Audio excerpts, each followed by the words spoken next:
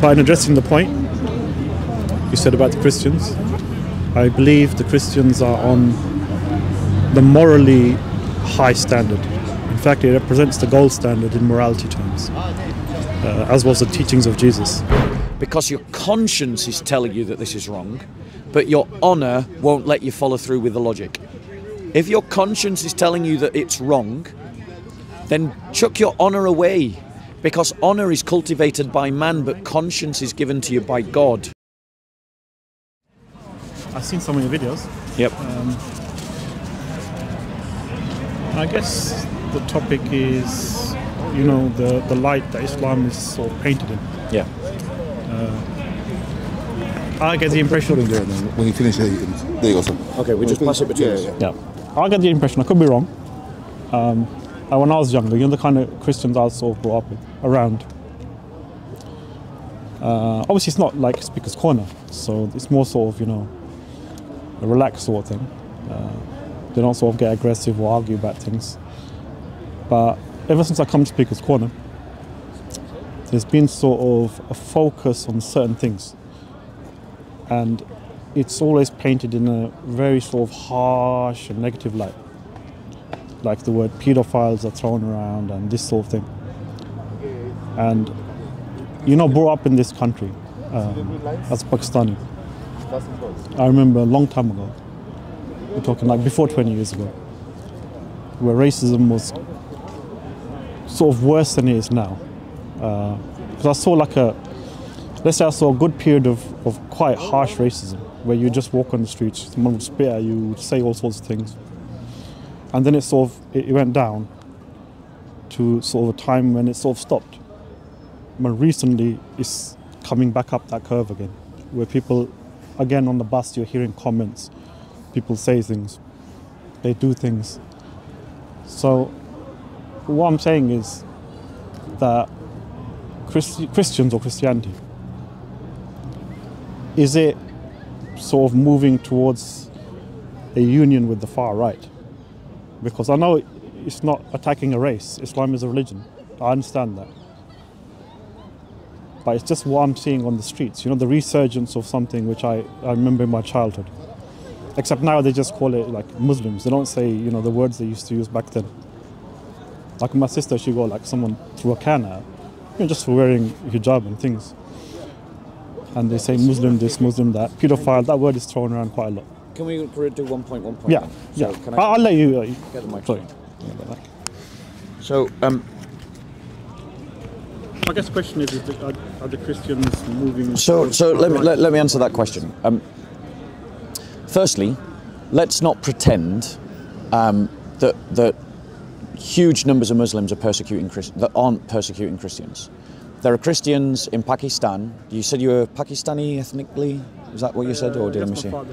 Okay, so Christians in Pakistan today, right now, have it far, far worse than Muslims in the United Kingdom.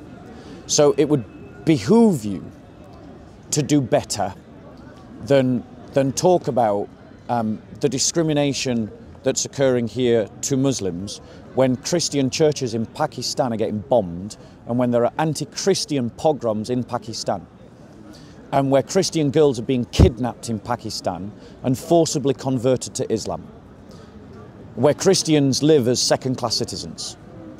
Try talking about that, and then I will take your complaints more seriously.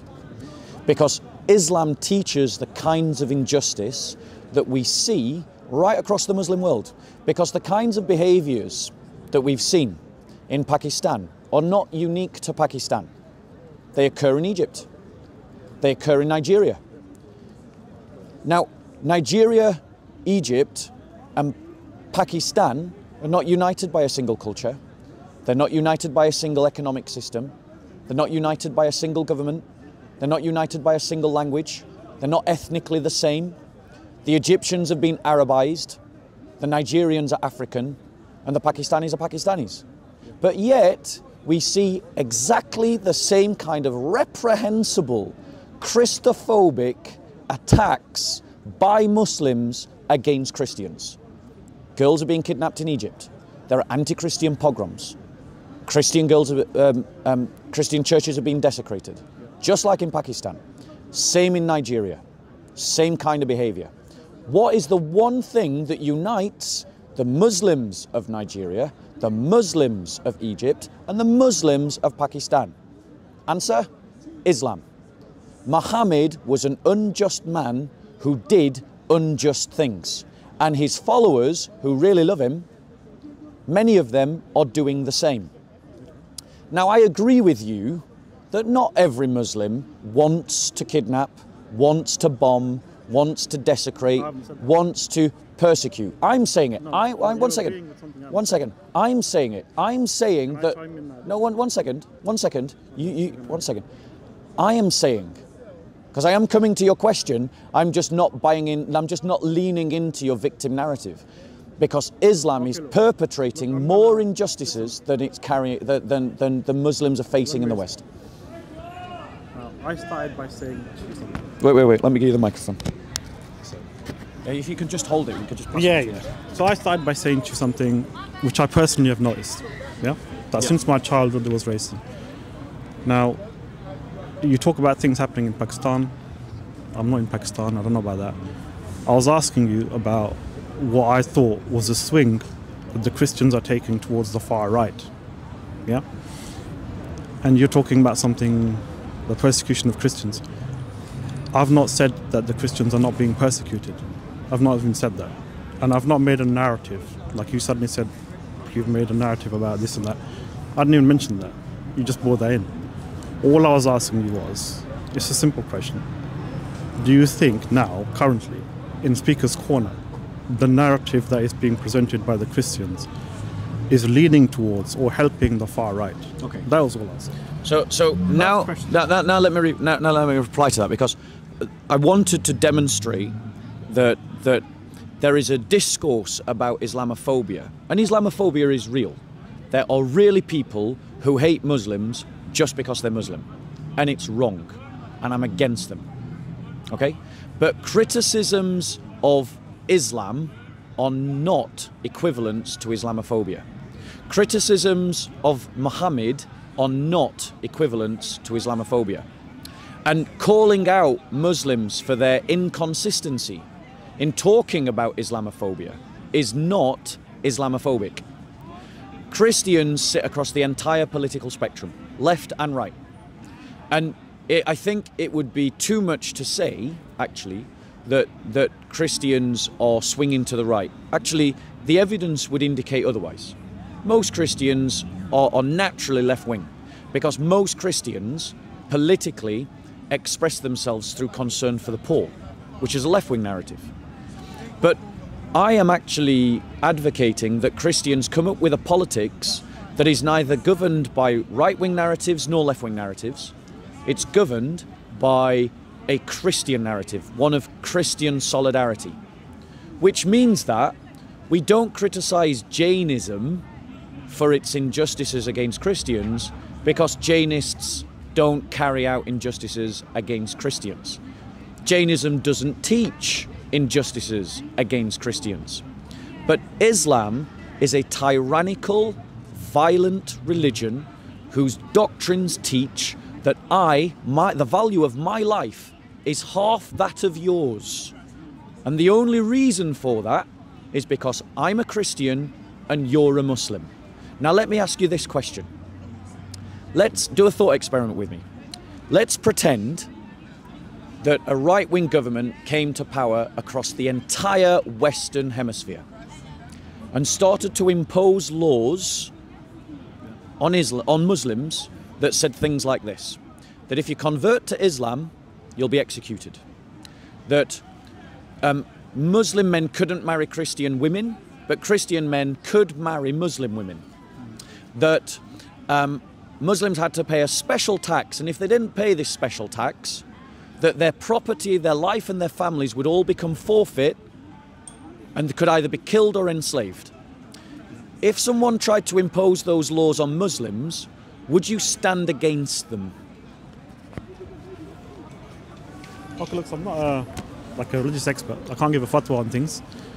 But what I would suggest was that if a tyrannical ruler came into power and was applying tyrannical policies, Muslims, you know, when you say Muslims as a singular, like for example, what am I allowed to do? And Muslims as a nation, what are they allowed to do? It's two separate things. For example, I could not resort to violent acts against that tyrannical ruler just because I didn't agree with what he was doing. A treaty would have been made, I guess, technically, between the Muslim nation and that ruler regarding these things. So if he said to them, for example, like I guess the way when the Israelites were under control by the different people that didn't believe in God, they would give them rules to follow. They were harsh rules sometimes. They would kill their males and let the females live and things like this, or they would take them into slavery. Just like the rabbis have their rules about how you would deal with such things.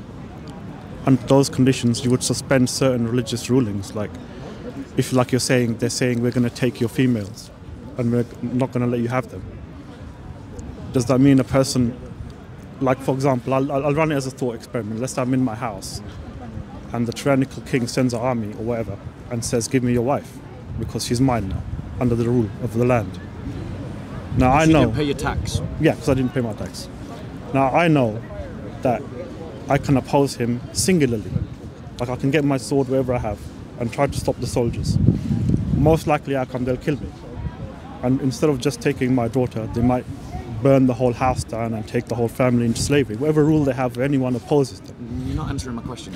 Well, I'm trying to get to it. So if it was something like that, like what you say, then the answer is that because a man doesn't have that kind of power or authority to oppose those things, he has to stand aside. He can't really say anything about them. Okay.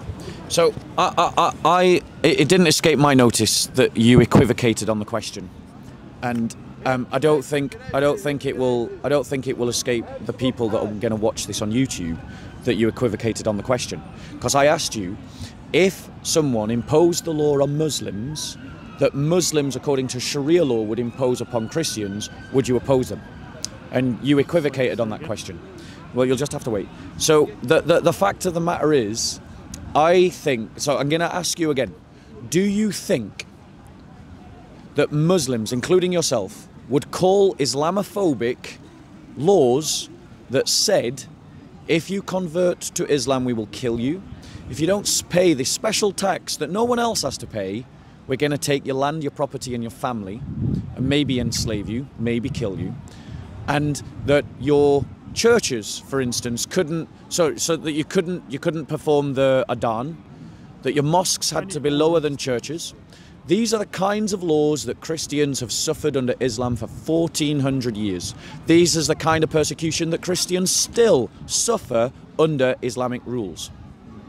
In Egypt, the Christians must apply directly to the president to repair their church roofs, which means that many churches don't get the repairs. It's a legal ruling. It's a legal ruling. It's a legal ruling imposed on Christians because they're Christian, not Muslim. It's a way of degrading them, because that means that legally they can't perform repairs and their churches break down and collapse. Muslims don't have to go through those hoops. They can just get on with do the repairs. When Christians repair their churches illegally, if some Muslim decides to report them to the authorities could potentially come round and damage the church, even tearing it down. So this is the kind of rules that Christians live under today. And Islam is the source of those kinds of rules. So let me ask you again. If we imposed upon you, and by the way, I want to stress, I don't think that every Muslim follows Islam. There are many good Muslims who are good Muslims precisely because they don't follow Islam. I only have a problem with the Muslims that are trying to be like Muhammad, because Muhammad was a despicable man, and the more you imitate him, the more despicable you become. Yeah. Well, that was not my condition. Yeah. Well, there you go. And this is the thing. Muslims insult our religion. You mock... Muslims insult... We've got it on camera lots of time. Muslims mock the Christian faith.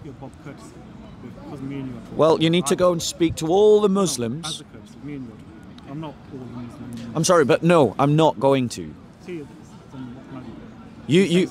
Despicable prophet. He is a despicable prophet. What would you call a man that legitimizes rape? But we can't go into it because it's insulting. Why is that insulting? If Muhammad No, did you it, said, listen.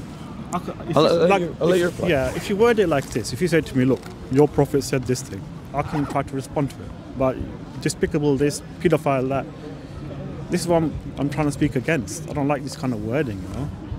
And me personally, Speaker's Corner, you can say what you like, but I'm just saying with me personally, just, you know, my fuse just goes and I can't, you know, I start stuttering, let's put it that way.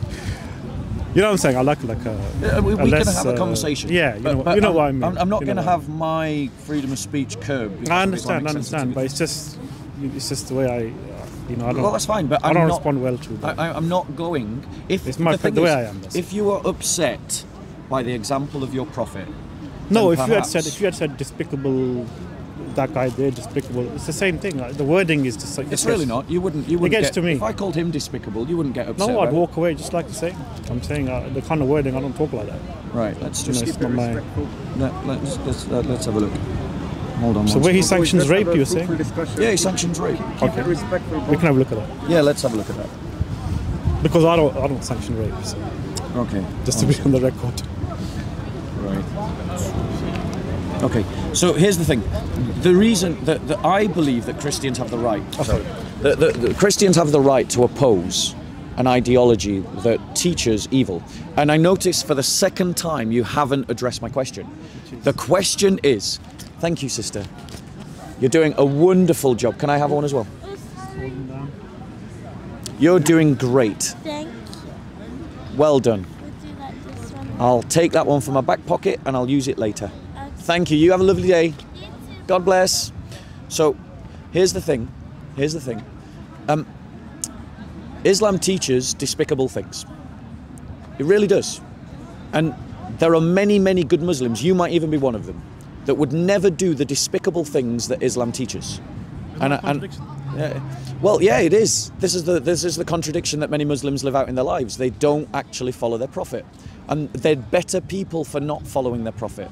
They're better than their prophet, and for that reason, I have no problem with Muslims that don't want to apply Islam to the world around them. And I am opposed to groups or political parties or entities that just brush all Muslims with the same brush and say that all Muslims are bad. Because I know for a fact that not all Muslims are bad. As I've said again, and I'll say it one last time, there are lots of good Muslims, but they are good Muslims precisely because they're good people precisely because they're bad Muslims. Well, you have to show. Yeah, I'm going to. But I'm going to ask you to address my question. Okay. If a right-wing government across Western Europe it sought to impose the kind of rules on Muslims that Muslims have imposed upon Christians for 1400 years, yeah? Would you oppose them? Would you call them Islamophobic? Would you say it is morally wrong? Oppose them, call it Islamic phobic, say it is morally wrong. Okay, so I would say it's morally wrong. Thank you. I would say that there should be freedom of religion in its entirety for all religions. I would say. I would distinguish between saying that Muslims are the ones who mistreated the Christians, and rather to rephrase that as tyrannical rulers under the Muslim empire. They're the ones who sort of initiated these things. I just as a Muslim, I'm a Shia Muslim, obviously. So we believe that since the time the Messenger left, Islam and its real interpretation was from the 12 apostles of Muhammad, which are the Imams, and therefore most of the current things which you're referring to probably is from the Sunni side of the fence. Although you can correct me on that. But when you said, what's my opinion regarding the persecution, and if someone today, let's say, was applying what was being applied, I guess you're saying to the Christians of you can't repair a church, you can't ring the bell loud, these rules, I think it was the Treaty of Omar you're referring to, yeah. Those all conditions, I would say that's wrong. Okay. And brilliant. Yeah. So what you've done there is you've condemned your own book. You've said that your book teaches things that are immoral. Because if people did them to you, it would be immoral. And I agree with you.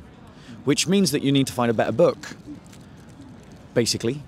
And the thing is, you clearly are a good man. If you can see wrong and call wrong wrong, then you're good. Or at least you're better than what is bad. And if you're saying that the kind of rules that we see in the Quran are wrong if they are done to Muslims, then that means they are wrong when they're done to Christians. And that means that you can't follow your own book. I'm going to give you an example. And what you need to do is find yourself a better religion. Not and many points at times, I can't. And that better religion is Jesus Christ and being his disciple, who you already believe is the Messiah. It's a morally correct religion, yeah. So you say it's morally correct, but let me ask you this. Because in Surah 4:24 it says this. Having in Surah 4:23 it gives a long list of people you can't marry. Yeah. That you can't have intercourse with. Yes. It gives a long list of people that you can't have intercourse with. It includes mothers, your daughters, your sisters, your father's sisters, your mother's sisters, your brother's daughters, your sister's daughters, your foster mothers who gave you your foster milk suckling sisters, your wives' mothers, your stepdaughters, those under your guardianship, those born of your wives. So it gives this long list, but then it says, also forbidden are women who are married except those slaves whom your right hands possess. So Islam teaches that it is all right to have sex with women that are already married. Is that moral? I forget the first point now. There was something before that. I'll try to remember it. Let's you remind me. You said something before that. I said that in your last answer you had condemned your own book because you had said that it was morally wrong. Okay, has that helped? Yeah. Okay. So I would say that when I was talking I said my opinion, if you recall, and I was referring to a Treaty of Omar, not the Quran. So I didn't say the Quran is sanctioning this behavior. As far as I remember, the verse I remember is about where God talks about churches and synagogues where the names of Allah is mentioned and those who would desecrate them, and God speaks against them, and that's in the Quran. The Treaty of Omar was by obviously the second Caliph Omar, and under Shia Islam we're not really obliged to follow what he says. But in addressing the point you said about the Christians, I believe the Christians are on the morally high standard. In fact, it represents the gold standard in morality terms, as was the teachings of Jesus. Islam is a bit different. It's not really designed towards the highest moral standard. And don't get me wrong on this one. What I mean by that is it legislates for a much wider group of people. It legislates for all people, and in the real world, in what works in the real world. Now, I think you're referring to the verse where it says about it's obviously illegal to have sexual relations with a married woman, which is universally true, I think, in most cases, in the law. But then it makes an exception, and I think the exception was at the time of one of the wars when they had captured the wives of the polytheists, if I remember correctly. And they asked the Messenger of Allah that these women are married, what are we to do with them? And we know their husbands as well, some of them. They were concerned. So this is where this verse came down. I believe the verse effectively is saying that you can have sex with them. Well, yeah, we're getting there. I believe the verse effectively is saying that in times of war, and again, I make it specific. I know you might not agree with me. I make it specific to that particular war at that particular time, rather than saying, for example, today, if like some ISIS guy says, with the Yazidis, it's a similar case where he just storms perfect them. match, actually. Well, yeah, the only difference I would make between the two is that I believe it is unlawful for an individual Muslim or even a group to apply these rules. They have to be applied by the accepted Khalif of the time or a godly prophet. If a prophet is not present, then such a ruling is unlawful. Can we So pause momentarily? just to get to the sorry. Yeah. Can we pause for a moment? Are you guys going? We take a picture. We came here to see today. We only came here because of you. Because I'll let you speak. Yeah, we've been watching you for a long time. I would say that when they were captured in war, although between me and you, I find it strange that the ladies were involved. I would have thought it was just between the men, but somehow the ladies were involved. So when they were captured in war, I guess the men folk were either killed or imprisoned, I'm not sure. The question is, I guess it could be a tribal thing, the rules the tribes had at the time when they were warring regarding women, as to what happens when you defeat the other tribe. Maybe they had the policy that the women were taken by the victor, by the victoring tribe. Maybe they took them and incorporated them. I'm not sure about that. It's speculation. Mind if I reply? But just I'll finish what I... Okay. So what I would say was that if a prophet who is inspired by God or has a direct line to God is in the position of a battle, and according to the rules of those times, what used to be done with the women, it was maybe a lawful thing to do. And if you ask me today, if some gang says we're following the religion of Muhammad, let's say, like example ISIS, and I raid a town and I say, look, these are prisoners of war, therefore the Quran says I can do this and this and this, what I would say was, as a Shia, we Shia don't really follow it like that. We believe in sort of the divine intervention of imams. They would guide us to the right path. So such a thing would have to be sanctioned by an imam. And because the 12th imam today for us is in hiding or not accessible, therefore those rulings would become unlawful to apply in the field. So what we've got there is a backhanded admission that Islam teaches something immoral. Because I wasn't quoting a hadith. I was quoting the Quran. That's what I quoted. And without any prompting from me, you gave the context of how it was happening when the Quran verse was revealed. Which means that, and you did it in such a way as to distance yourself from it. And the reason why you distanced yourself from what your holy book teaches is because you're better than your holy book. And I agree, it is wrong. It is immoral. It is something that should be opposed.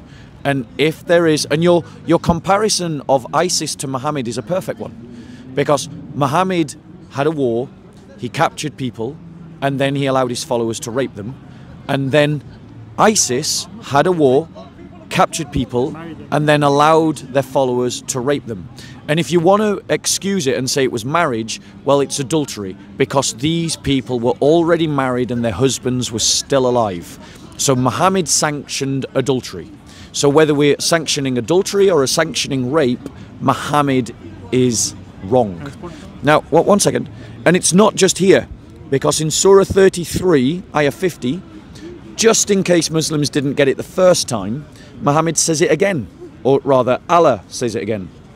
O Prophet, verily we have made lawful to you your wives, to whom you have paid their bridal money, and those slaves whom your right hands possess. Now, right hands possess is a discourse about those women that are captured in war. So Muhammad practiced capturing people in war and then having sex with them. So let me ask you to do a thought experiment. Let us imagine that a right-wing government establishes itself and then a civil war breaks out in France. And the right-wing nationalists are winning the war and they storm a Muslim stronghold. They kill the men and they capture the women. Do you think that those women would want to have sex and marry their captors? Should we start with that or the beginning part? Start with the question. Okay. So the answer to that is obviously no. But this is, I believe, what I was saying at the beginning. That in a tribal society 1400 years ago, was it understood by the women? Because today, for example, marriage is by love and by choice, and it's changed quite a lot. Marriage has evolved for the better into a more sort of better sort of institution where people choose who they marry. They marry for reasons of love, maybe. But in those times, marriages were a completely different sort of policy. You might agree with me, but it was more about financial security, it was about tribal relations, all sorts of different things which today don't really apply. They apply perhaps to tribal societies, primitive societies even now. But in modern Western societies, such things are no longer in use, or they're no longer apparent. So these things might seem strange. For example, to say what happens to a woman who is captured in war. Like I said, even for non-Islamic purposes, when the tribes defeated another tribe, it may have been policy for them to incorporate the women into wives for themselves. Alternatively, what would they do with them? Based on the kind of tribal society it was, I couldn't say what they would do with them.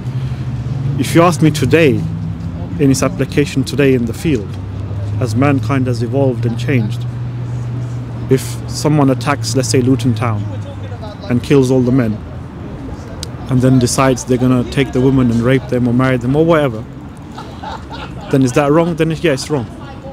Can we apply that Quran verse today?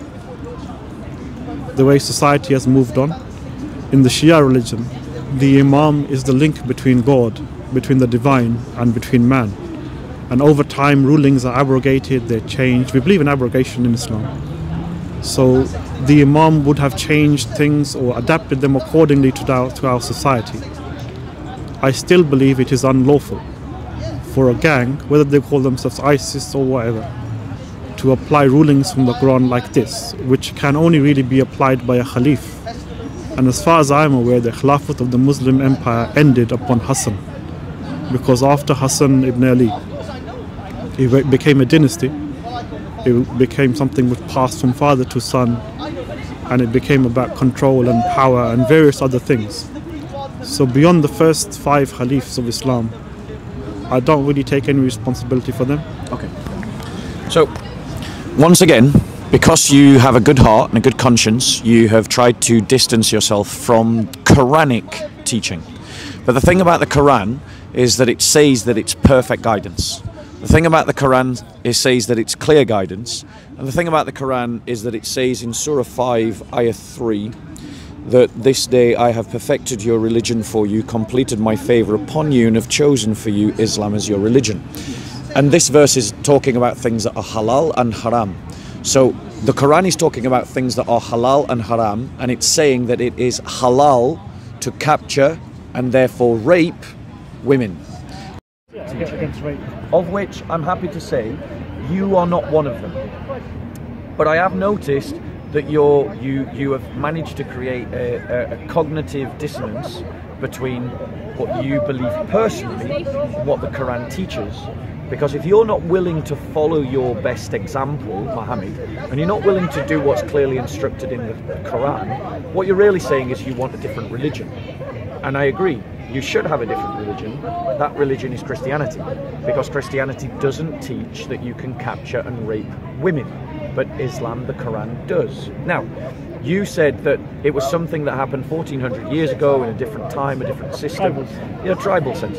And the thing is, if it was the case that Muslims believed, as we Christians believe, that there is someone who is going to guide us into all truth, the Holy Spirit, and that if you believed, as we Christians believe, that the Bible is an expression of our faith, a distillery of Christian truths, but is not itself the source of the Christian truths, then you would be able to marshal that kind of argument. But you believe that the book that I'm holding in my hand is perfect, is clear in Arabic, and is guidance to mankind. And it teaches something that you recognize as being unjust.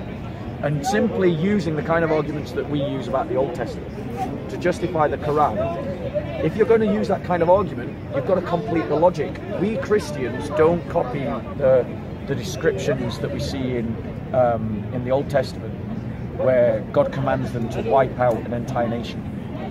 We don't do that because we see it as history, we see it as an instruction given to that particular time, and we see it as part of an old covenant set of literature that is interpreted via a new covenant. But you're saying that this is the last covenant, this is your New Testament, this is your new covenant document. So your logic doesn't, your defense works if you have a concept that this is an old covenant document, but it isn't. You believe it's a new covenant document. And you don't even believe in the covenants. You don't have the covenant system that we do. So you can't marshal our defences to defend your book. Now, and that's why I reject your sort of tribal defence, because the Quran is giving instructions today. It's not giving instructions just for 1400 years ago. In the Old Testament, we have instructions that were given just for the time of Moses or just for the time of David, but because of the new covenant and the coming of the Messiah, they are reinterpreted, and they are not, the new covenant documents are the prism through which we interpret the old covenant documents. Yeah, but you don't have that. Now, you talked about the Imams, that the Imams are the guidance to the Quran, but Shia don't have a living Imam.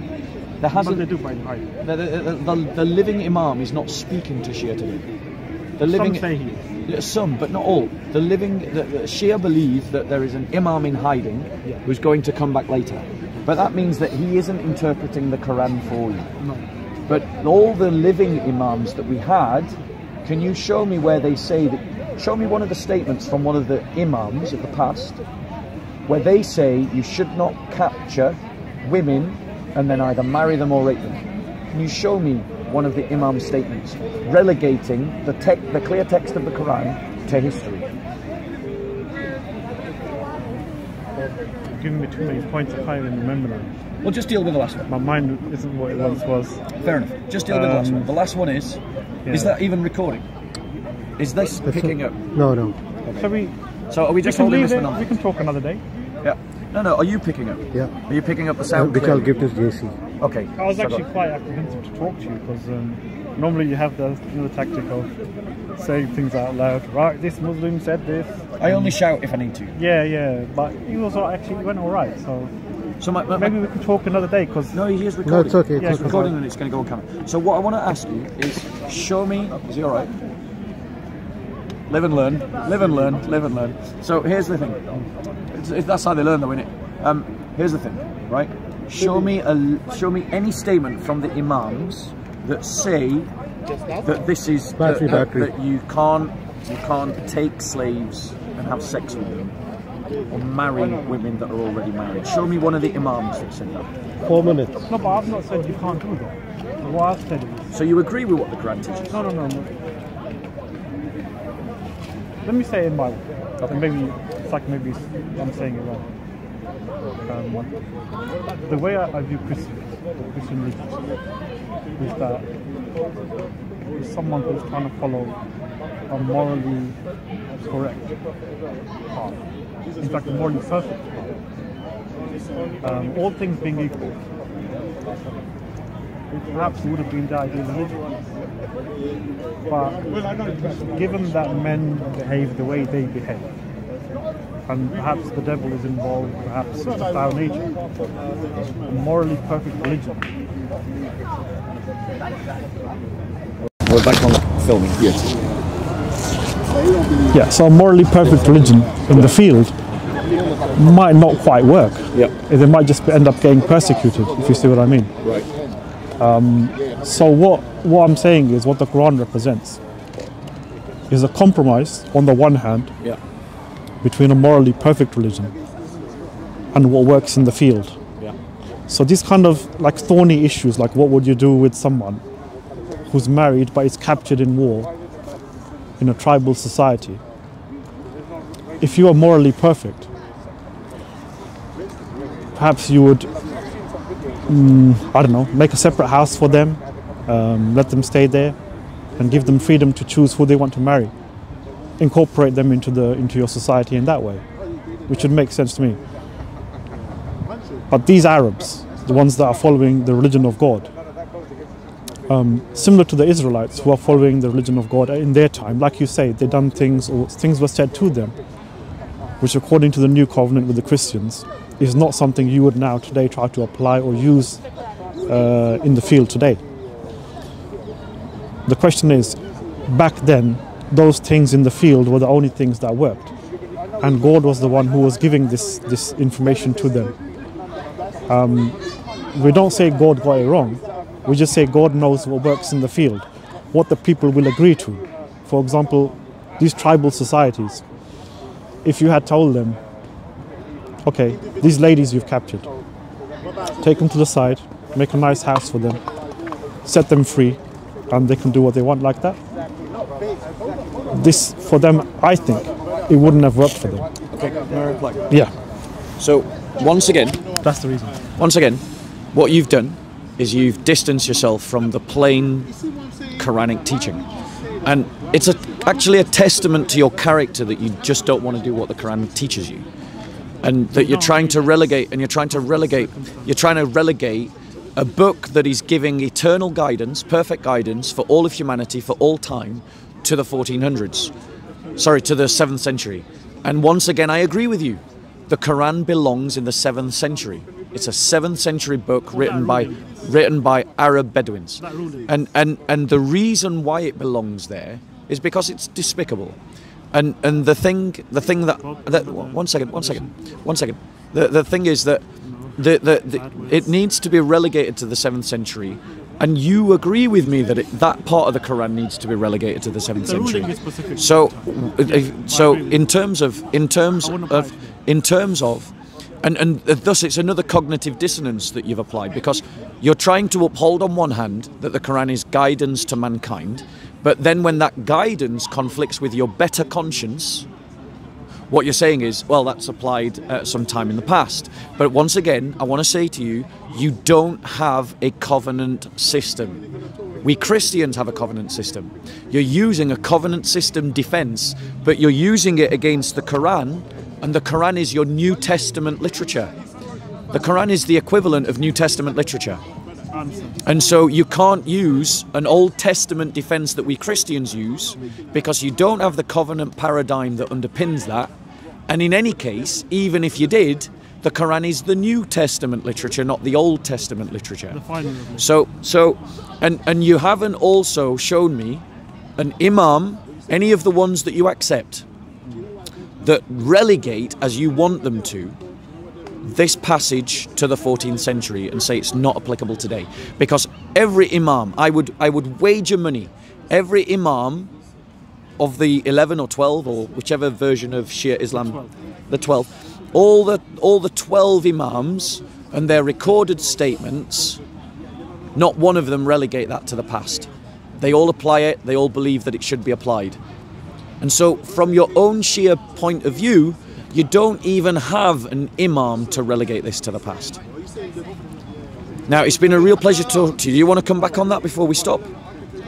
Or do you want to keep going? It was good to talk. I mean, do you want to keep going? Or do you... Well, I'll make a little statement. So, again, what I'm trying to say is, consider a scenario where the tribal system that was in place at that time occurs again now in the future. The way I think of the Quran, that's again, I'm giving my personal opinion, is that it tries to apply the kind of ruling that works in the field rather than the morally perfect one. The morally perfect one is the one that we should apply ideally. I agree with you there. Most of my agreements have been along those lines. But what men do and what men allow to be done and what God wants done are two separate things. And this is the main problem. So what I would say was, if that tribal system came into existence again today, then what you're saying regarding the ruling in that verse would apply. Yes. But as mankind has evolved since that time, you see what I'm trying to say? Because like I said to you, marriage, women, property, these ideas have changed over time. That Quranic verse, which you're saying, because the Quran, I understand it, the Quran's a final testament, so we can't change the things that are there. But that one is a temporal one. It's talking specifically about, because I'm not a Quran only, I read the Hadith literature as well. It was talking about an event which took place, where the Prophet was asked, what do we do with these ladies? And he said, we do this.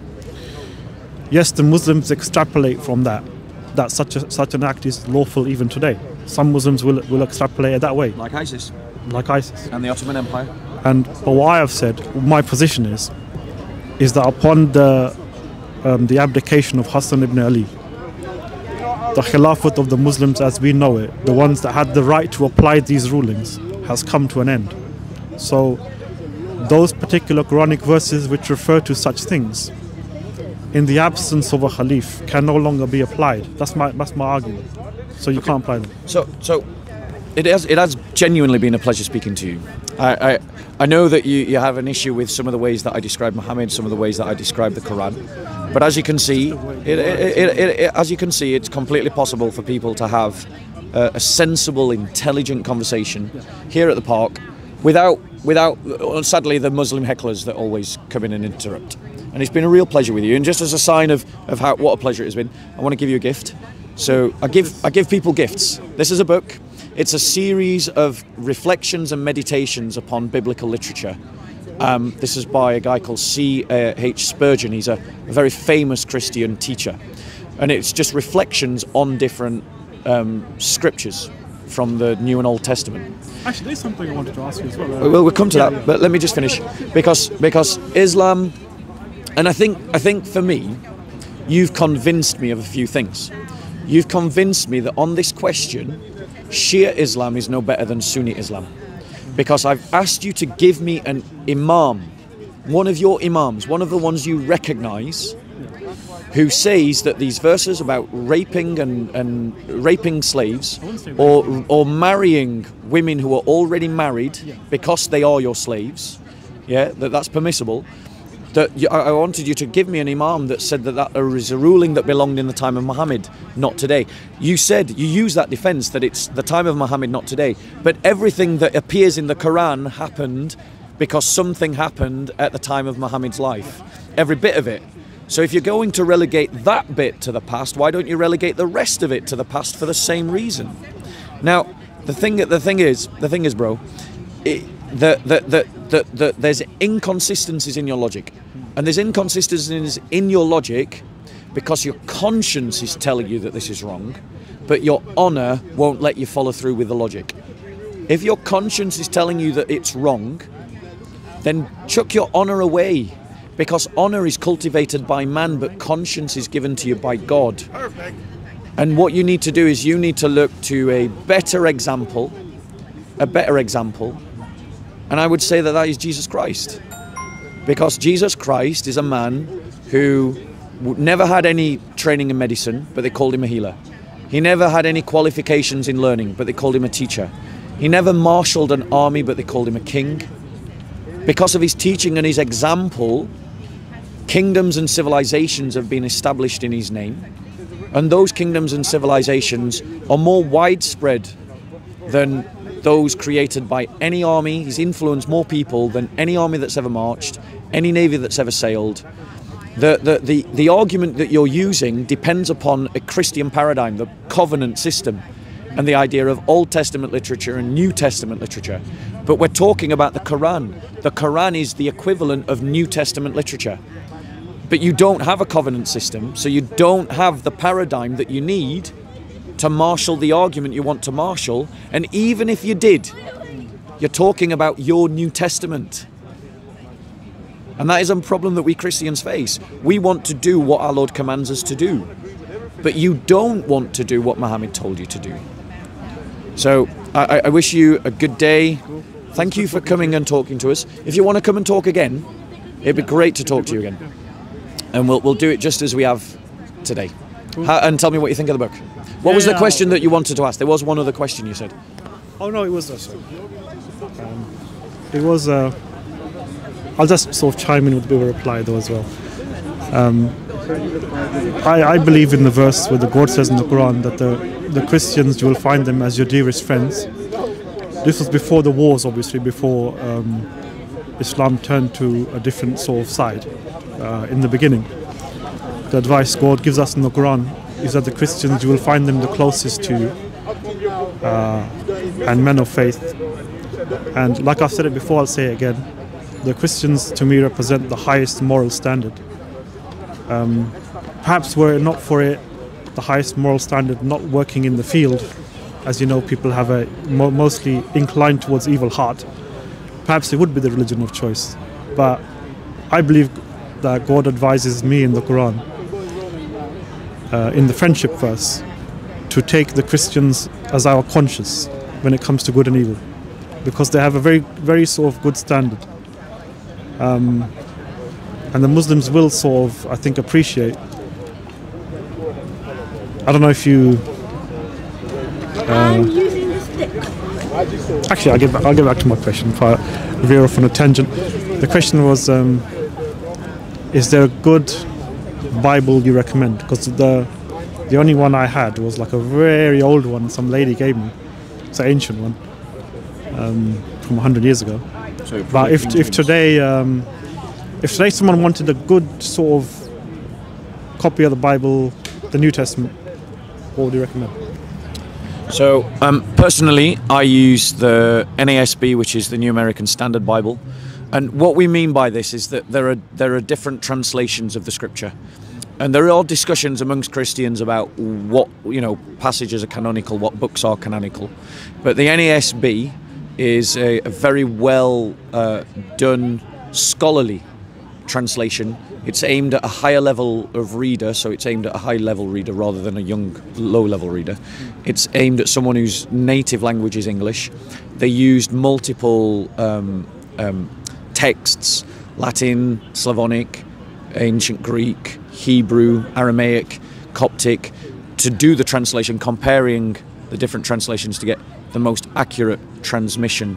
And so I would encourage you to read that one. Yeah. And just to come back to you on your comment about you quoted the friendship verse.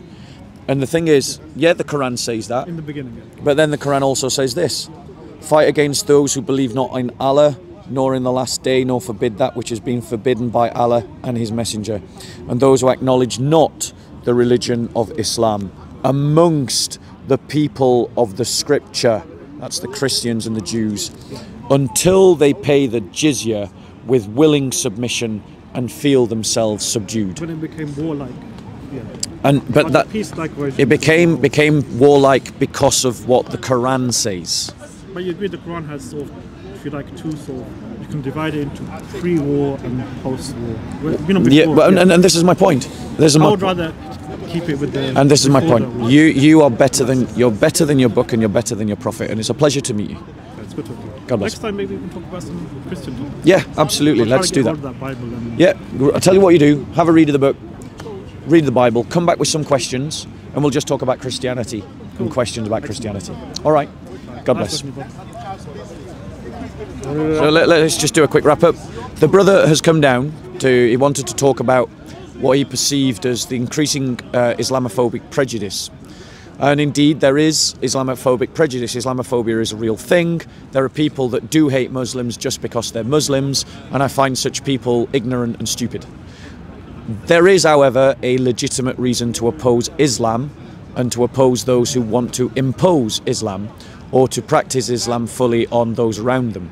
And that's because Islam teaches injustice. So we have to separate out Muslims from Islam, and those Muslims who want to impose Islam, and those Muslims that don't. And the reality is, in my experience, Muslims that don't want to practice Islam are the better human beings. The Muslims that want to practice Islam, the more they want to practice Islam, the worse as a human being they become. Whereas a Christian who wants to practice Christianity becomes a better human being.